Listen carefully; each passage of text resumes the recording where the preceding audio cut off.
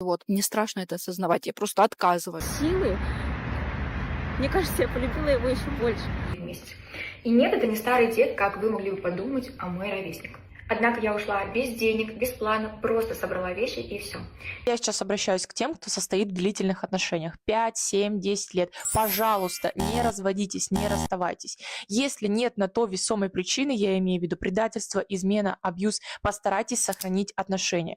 Потому что найти человека, которого вы будете действительно любить, и самое главное, он вас будет любить, это большая редкость. И когда вы расстанетесь с этим человеком и будете вот в этом свободном мире в 21 веке, вы охуеете от количества долбоебов и какие сейчас вообще правила и тренды в отношениях. Люди стали очень эгоистичны, очень безответственны, и вероятность того, что вы найдете адекватного, нормального человека, который будет вас любить, ну, очень-очень мала. Поэтому, если нет существенной причины, берегите то, что вы строили годами, не расставайтесь. Все это можно пережить. Любые кризисы, любые вот эти «он меня не ценит», «он меня не уважает», «он мне не уделяет достаточно внимания», все это хуйня. И девочки, и мальчики, берегите. Развелась с мужем и теперь жалею. Год назад я сама настояла на разводе. Казалось, что накипело, что не сошлись характерами. Он просил не рушить семью. Пытался меня вернуть еще полгода, но я была уверена, впереди меня ждет новая, более счастливая жизнь. Я встретила другого мужчину, но быстро поняла, что он и близко не сравнится с бывшим. Да и дети мои его не приняли. А бывший, он был хорошим мужем, надежный, хозяйственный, работящий. Пусть не самый романтичный, пусть не баловал сюрпризами, но он был настоящей опорой. Тогда мне казалось этого мало. Хотелось больше эмоций, больше внимания, больше денег. А теперь понимаю, что пилила его, обижала, не ценила, не дала раскрыться как мужчине. Теперь жалею как никогда. Сайты знакомств вызывают лишь разочарование. Да и вообще кажется, что смысла в новых знакомствах нет. Недавно пыталась наладить контакт с бывшим, но он не хочет ни слышать, ни видеть меня. Очень обижен, ведь семью разрушила я. А главное, у него уже есть другая женщина, и кажется, он счастлив. Во мне борются две стороны. Одна говорит, что это справедливое наказание, а другая, что пора все отпустить и просто жить для себя. Но как? Как смириться с тем, что сама разрушила свое счастье? Стоит пытаться вернуть его или лучше оставить все в прошлом? Не знаю, что делать дальше. Прошу вас дать совет в комментариях. Все как у меня, только у меня 4 детей и 27 лет брака. Как про себя послушала, один в один ситуация, даже сроки одинаковые. Я вас прекрасно понимаю, проживаю то же самое. Сотни таких комментариев под моим рилс, где я делюсь, как я проживаю сейчас развод. Мне страшно это осознавать, я просто отказываюсь. И десятки сообщений в директ с вопросом, как я решилась на развод. Девочки, у меня встречный вопрос, а что, мужчины оставляют выбор этого не делать? По-моему, лишь единицы сами ставят точку в отношениях, а остальные безбожно качают тебя на эмоциональных качелях, обесценивают, доводят реально до руч до тех пор, пока не выдержишь. А потом еще скажут, ну ты же сама хотела. Девчонки, вот проголосуйте, от кого муж ушел сам, а кого довели до развода. Ведь это же так удобно скинуть всю ответственность и быть хорошим мальчиком. Как я решилась на развод? Очень просто, девочки. Меня год катали на эмоциональных качелях. Моему сыну было 7 месяцев, когда я впервые в истерике сказала первый раз о разводе, на что мне муж с легкостью сказал: давай. Мой мир тогда рухнул. Я не буду вдаваться в подробности. Если хотите, у меня есть актуально, зайдите посмотреть. Последней каплей стало то, что мой муж не разговаривал со мной месяц. Знаете почему? Ну, потому что я плохо прибиралась, и его это бесило. Понимаете, этот абсурд? И знаете что? У меня реально был бардак, потому что я разрывалась. Разорвалась между ребенком и работой. Мне было очень страшно начать разговор о расходе. Очень. Я в декрете, я живу на съемной квартире, родственников рядом нет, мне никто не поможет, и моя работа, она нестабильна. Но сидеть и бояться дальше было уже не вариант. Вот так и сделала этот первый шаг, набрав побольше воздуха в грудь, с трясущимися ручками. И знаете, я благодарна своему мужу за честность, потому что он мне сказал, а все, ну, чувств нет. У меня нет каких-то иллюзий, что он вернется в семью. Нет. И оказывается, мой мир совершенно не рухнул после расхода. Вообще никого не хочу подбивать к разводу, девочки. Мне просто очень хочется вам сказать вот 2 вещи, что мне помогало настроиться, да, и принять правильное решение для себя. Первое, если вы уже когда-то остановились перед выбором, разводиться вам или нет, и выбрали остаться с мужчиной, а потом через время опять возвращаетесь к этому вопросу, по-моему, очевидно, что первый раз вы сделали неправильный выбор. Подумайте, это касается не только развода. Когда мы возвращаемся в исходную точку и опять становимся перед выбором, очевидно, что первый раз мы ошиблись. И вот еще один вопрос, который, знаете, мне как-то помогал собраться, давал мне какой-то уверенности. Как бы поступил тот человек, которым я хочу стать? Вот та Настя, которой я хочу быть. Она бы осталась в браке с человеком, который ее не любит, который ее не ценит. Нет, она бы так не сделала, потому что она выбирает себя. Та Настя, которой я хочу быть, она всегда выбирает себя. И знаете, что еще очень классно помогает? Поставить себе классную цель, которая тебя зажигает. Мне сейчас совершенно не хочется сидеть, наматывать сопли на кулак. Да, я разрешаю себе погрустить, когда нужно. Для меня сейчас в приоритете придумать, как мне заработать еще 1 миллион на первоначальном. В общем, жена наслушалась психологов и решила развестись. Вот так прям подошла и говорит: мы разные люди, давай друг друга отпустим, я тебя не люблю, и я хочу развестись. Я говорю: ладно, хочешь разводиться? Давай разводиться. Видимо, психологи ее к этому не готовили. И тут она как завелась тебе, что все равно на нас, ты за нас не будешь бороться, да ты меня вообще не любишь, да пошел ты. А в конце вообще говорит: давай не будем торопиться. А я вот на нее смотрю и понимаю, что да, она права. Я не хочу за нас бороться, потому что никаких нас уже давно нет. Я хочу просто развестись, отпустить человека и жить спокойно в удовольствие. И вот так отпустить человека — это сила или слабость? Моя крепость неприступна, потому что открыта. Знаете, когда я была девочкой, мама воспитывала меня, что с мужчинами нужно быть холодной и отстраненной.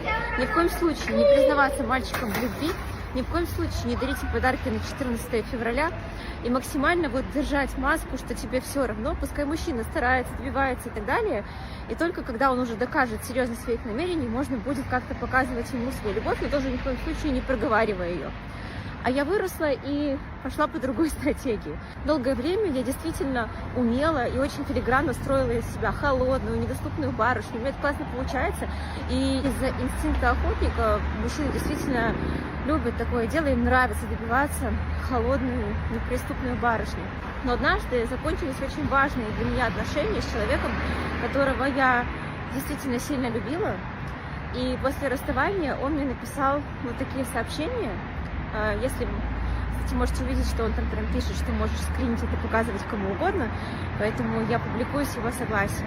И он классно сказал мне, что я рассказываю тебе это не для того, чтобы сейчас тебя вернуть, а для того, чтобы просто отпустить и прожить. Я прочитала эти сообщения и увидела в них столько силы. Мне кажется, я полюбила его еще больше. Это не выглядело ни в коем случае не жалко в моих глазах, не как попрошайничество какое-то. Это выглядело настолько прекрасно, смело и кайфово, что я поняла, что я хочу так же. Я хочу открыто говорить о своих намерениях, я хочу открыто говорить про свои чувства. Я хочу пропускать этот поток через себя и не строить из себя ту, кем я не являюсь. Прекрасно понимаю, что далеко не каждому это нужно. И прекрасно понимаю, что для многих мои признания в любви или признания в чувствах выглядят жалко или просто не актуально. Я делаю это для себя. Моя крепость неприступна, потому что открыта. Вот я такая, какая я есть. И быть такой, какой я есть, очень просто. Для этого не надо прилагать никаких усилий. Любишь, значит, люби. Не любишь, значит, не люби. Хочешь, значит, делай. Не хочешь, не делай. Понравилось, придумалась песня, спела, придумался контент, записала. Реально сложно постоянно тратить кучу энергии на поддерживание какого-то образа, на то, чтобы держать какую-то социально приемлемую маску. Но от того, что я буду строить из себя более холодную и недоступную, никто не будет меня видеть еще более холодной и недоступной. Все равно видят, какая я есть. От того, что я буду строить из себя более успешную, никто не будет видеть меня более успешной. Все равно будут видеть меня такой, какая я есть. И быть собой для меня честь. Я часто обжигаюсь, я много косячу. За этот месяц мне 2 раза арестовали счета. Меня часто бросали в отношениях. Но если это я, если это мой опыт, то чем мне его стыдиться? Вот такая, какая есть. Может, кому-то сейчас очень важно услышать что-то подобное. Мне 30 лет, я живу в питерской коммуналке на 60 тысяч в месяц. У меня нет своей квартиры, машины, отношений, реализации. Хотя я симпатичная девушка, довольно талантлива. У меня есть идеи, но я просто стою на мертвой точке, и все из-за страха, осуждения, что не получится. Когда я вижу ответственность, то сразу убегаю. И я все понимаю, что нужно делать, знаю свои блоки, знаю, что мешает, но все равно бездействую. Жду чуда, видимо. А годы идут. Мне бывает стыдно за свою жизнь, и я себя закапываю еще больше.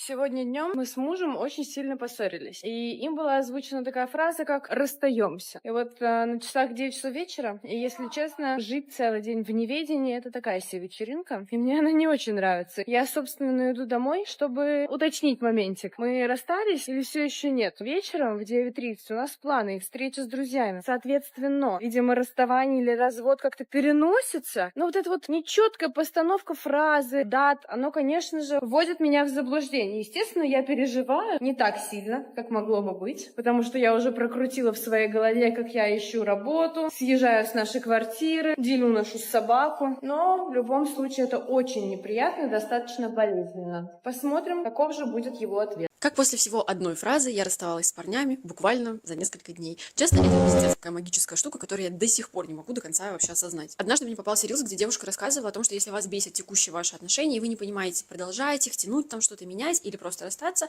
то нужно попросить у Бога, у Вселенной, там, во что вы доверите. Если нам с этим мужчиной суждено быть вместе, то пусть наша семья будет самая вообще крепкая, мы проживем долгие годы счастливо вместе. А если этот человек не от тебя, если нам не суждено быть вместе, то разведи нас, пожалуйста, самым мягким и благоприятным для меня образом. Проговариваете, отправляете этот запрос и благополучно про него забываете. Я вам отвечаю. В первый раз у меня эта штука сработала примерно через 2 недели. Я рассталась с молодым человеком, потому что у меня упали розовые очки, и все события сложились таким образом, что для меня это расставание вообще было максимально легким. Второй раз, когда я все это проговорила, я рассталась с молодым человеком буквально через 2-3 дня. Хотя не было никаких предпосылок, случился просто такой трэш такого масштаба, что я вышла из этих отношений.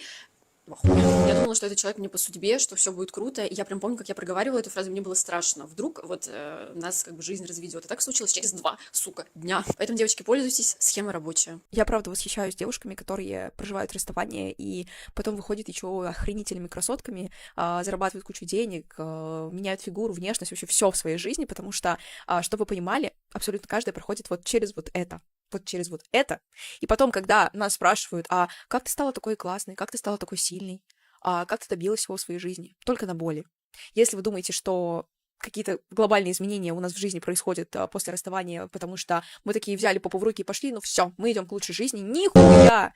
Самые большие изменения происходят из вот этой вот боли, из вот этой злости на себя, на все вокруг, типа какого хера сейчас происходит вот это, все, мне нужно это менять. И да, это будет, возможно, из какого-то доказательства, из какой-то злости. Это, возможно, не как-то там по-здоровому, по-осознанному, но это самое лучшее топливо для того, чтобы измениться, когда ты полностью просто разозлился на себя и на свою жизнь. И после расставания самый идеальный момент это сделать. Я просто искренне надеюсь, мне еще предстоит немало времени, пути, чтобы пройти это все. Но это сложно. Это правда сложно. Я знаю, что пересмотрю это видео позже, через время, и буду восхищаться, но сейчас это просто жесть.